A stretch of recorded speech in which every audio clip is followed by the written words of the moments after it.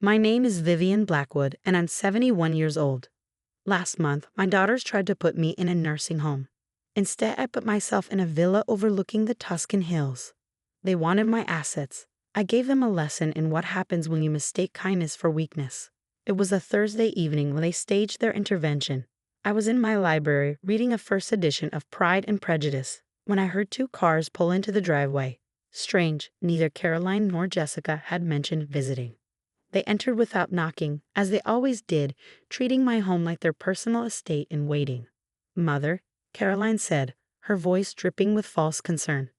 "We need to talk." Jessica was already appraising the Tiffany lamp, probably calculating its resale value.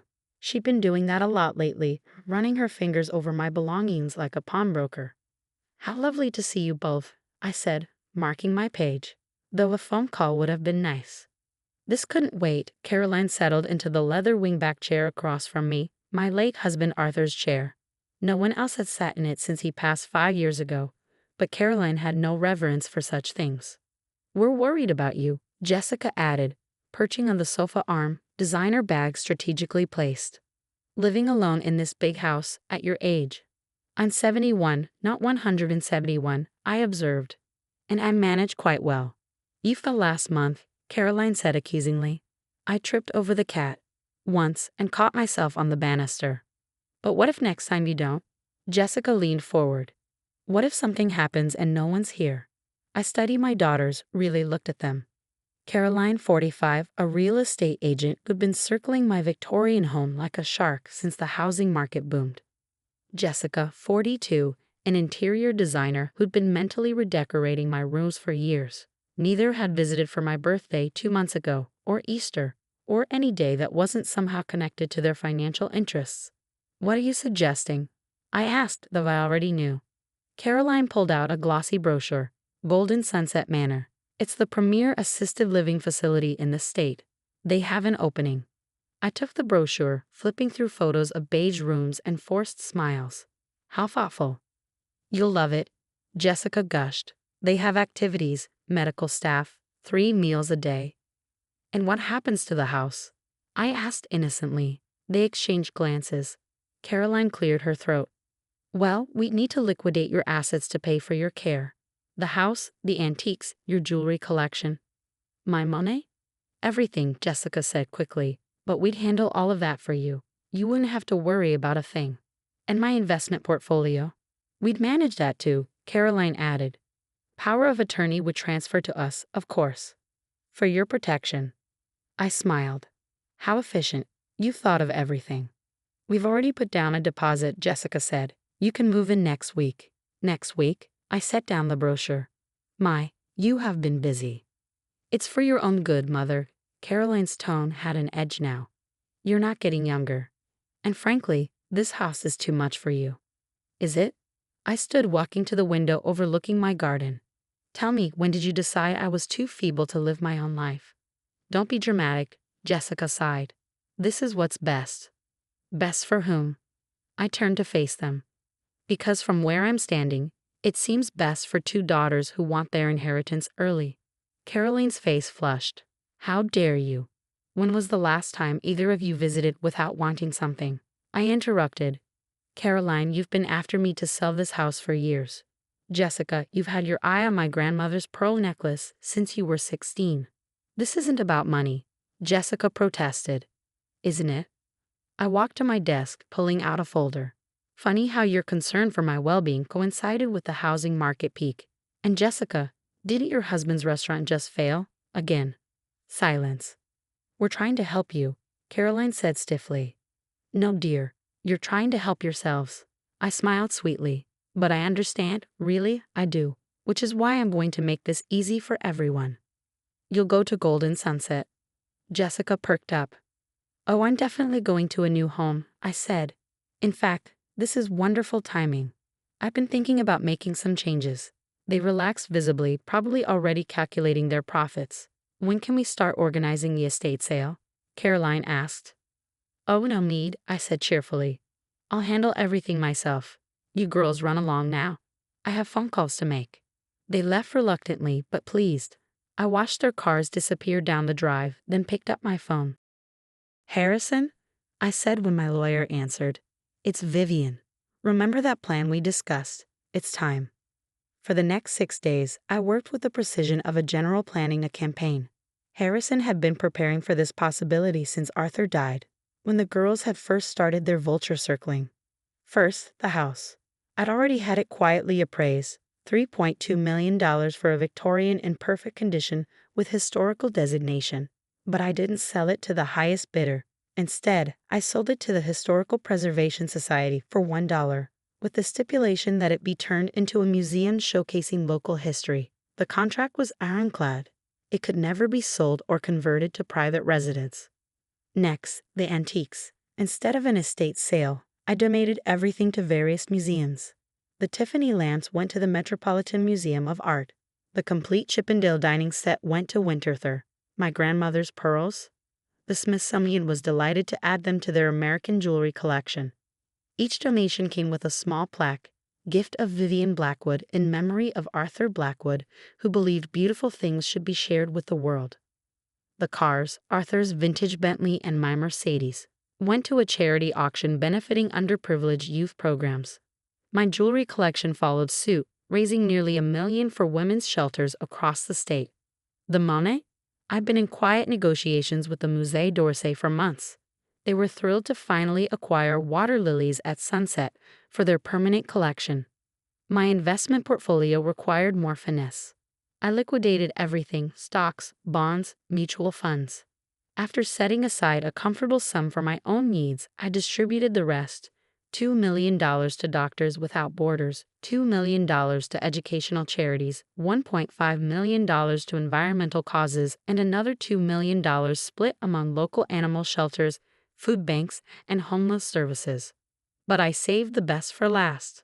I withdrew $50,000 in cash and spent an afternoon in the garden with a shovel. In dozens of locations, under the rose bushes, beneath the oak tree, behind the garden shed, I buried sealed packages containing $1,000 each. Then I created an elaborate treasure map, complete with riddles and clues, and mailed it to the local orphanage with a note: for the children who still believe in magic. Happy hunting. On the 7th day, the day my daughters planned to move me to Golden Sunset, I stood in my empty house one last time. Everything was gone except for one suitcase and a letter on the mantel.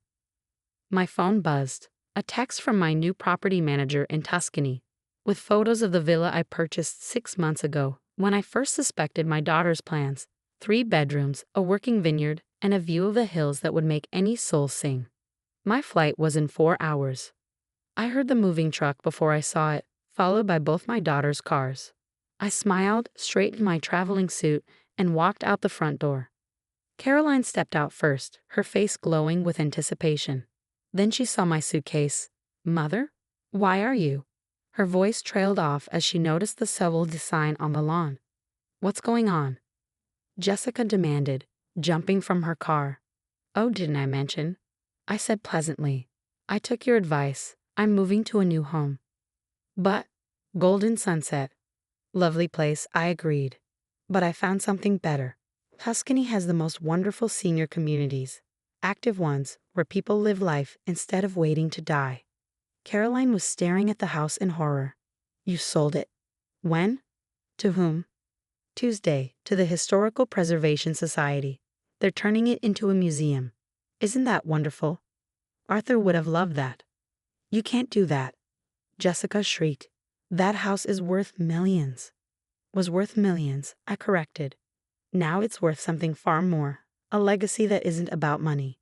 The moving truck driver approached, looking confused. "We're here for the pickup."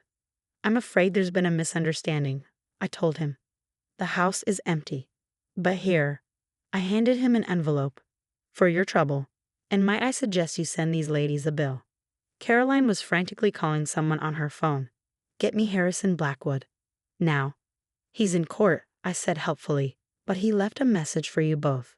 Something about the legal definition of elder abuse and financial exploitation. He seemed quite passionate about it." Jessica was walking through the house in a daze. Her heels clicked on the empty floors, echoing through rooms that no longer held a lifetime of treasures. "Where is everything?" she whispered. "Gone," I said simply. Donated to museums, charities, people who will appreciate them for their beauty, not their price tags. Your jewelry? The cars? The money? Caroline's voice was rising with each word. All gone. Well, except for this. I touched the simple gold band on my finger, Arthur's wedding ring that I'd had sized to fit me. This goes with me. You gave away our inheritance. Jessica looked like she might faint. Your inheritance? I laughed, and it felt wonderful. My dears, inheritance is what you receive when someone dies. I'm very much alive. This was my money, my property, my life, and I chose to share it with the world. We'll contest this, Caroline threatened. We'll prove you're mentally incompetent. Try, I said cheerfully. Harrison has a lovely file documenting my mental acuity, recent tests, video depositions, multiple witness statements. He also has recordings of some very interesting conversations between you two about your plans for my estate. Amazing what people say when they think no one's listening. They stared at me, finally seeing me not as their feeble mother, but as the woman who'd built this fortune alongside their father, who'd raised them, who'd given them everything except, apparently, the wisdom to value love over money. Where will you live? Jessica asked weakly. Tuscany, to start. Then maybe the French Riviera, or Greece. I've always wanted to see Santorini. I checked my watch. Speaking of which, my taxi should be here any moment. This is insane, Caroline said. You're 71 years old. Exactly, I said. Which means I probably have 20 good years left. Maybe 30. Gran'll live to 98. Why would I spend them in a beige room playing bingo and waiting to die when I could be living? The taxi pulled up right on time. Wait, Jessica grabbed my arm. What about us? I looked at my daughters, really looked at them. Somewhere under the greed and entitlement were the little girls I'd raised. But those girls had made their choices long ago. You'll be fine, I said gently. You both have careers, homes, husbands. You have everything you need. You just don't have what you wanted, my money. You're abandoning us, Caroline said bitterly. No, dear, I'm setting us all free. You from the burden of waiting for me to die, and me from the prison of pretending I don't know that's what you're doing. I kissed them both on the cheek, tasting salt from Jessica's tears. Then I got in the taxi. The airport, please, I told the driver. As we pulled away, I saw them in the rearview mirror, standing in front of the empty house, the moving truck forgotten, their carefully laid plans in ruins around them. I pulled out the letter I'd left on the mantel and read my copy one more time. My dear daughters, by the time you read this, I'll be on my way to my new life. Thank you for the inspiration. When you suggested I needed a new home, you were absolutely right. I just chose a different one than you had in mind. I want you to know that I love you, despite everything. I loved you as babies, as children, as young women starting your lives. But somewhere along the way, you stopped seeing me as your mother and started seeing me as your bank account. So I've removed the temptation. The money is gone, donated to causes that will use it to help others. The house will educate future generations. The treasures will bring joy to millions in museums around the world. What I've kept is enough for me to live comfortably, travel widely, and die with dignity when my time comes, on my terms, not yours. I hope someday you'll understand that what I've given you is worth more than any inheritance. The knowledge that your mother lived life fully until the very end, and the opportunity to love me as a person, not a portfolio. If you want to find me, I'll be the one raising a glass of Chianti to the Tuscan sunset, wearing grandmother's ring, the only jewelry I kept, and living like there's no tomorrow. Because at 71, tomorrow isn't guaranteed, but today is mine. With love and absolutely no regrets. Mother. P.S. Check the garden. I left a surprise for the local children. Try not to ruin their fun. The taxi driver met my eyes in the mirror. Good day, ma'am. The best, I said, meaning it, and they're only going to get better. My phone buzzed with incoming calls. Caroline, Jessica, probably their husbands by now. I turned it off and dropped it in my purse. There would be time for reconciliation later, if they ever learned to love me more than my money. But that was their journey to make. Mine was just beginning. At the airport, I checked my single suitcase and walked to the international terminal. I packed light, a few clothes, photos of Arthur, my passport, and a heart full of possibilities. The gate agent smiled as she scanned my boarding pass. Tuscany is beautiful this time of year. Perfect, I said. I'm going home. She looked confused. My ticket was clearly one way from America to Italy, but she didn't understand. Home isn't where you're from or where your things are. Home is where you choose to live, really live. My daughters had wanted to put me in a home, someplace safe and quiet where I could wait to die without inconveniencing them. Instead, I put myself in the greatest home of all, the wide, wonderful world. As the plane lifted off, I pressed my face to the window, watching the city shrink below. Somewhere down there, two women were probably still standing in an empty house, raging at the unfairness of it all. But up here, above the clouds, heading toward a new life at 71, I felt nothing but gratitude. They'd given me the push I needed to stop existing and start living. Champagne? The flight attendant offered. Absolutely, I said. I'm celebrating. Special occasion. I smiled, thinking of the villa waiting for me, the adventures to come, the life I was about to live on my own terms. Yes, I said, raising my glass to the window, to the sky, to the future. I'm going home.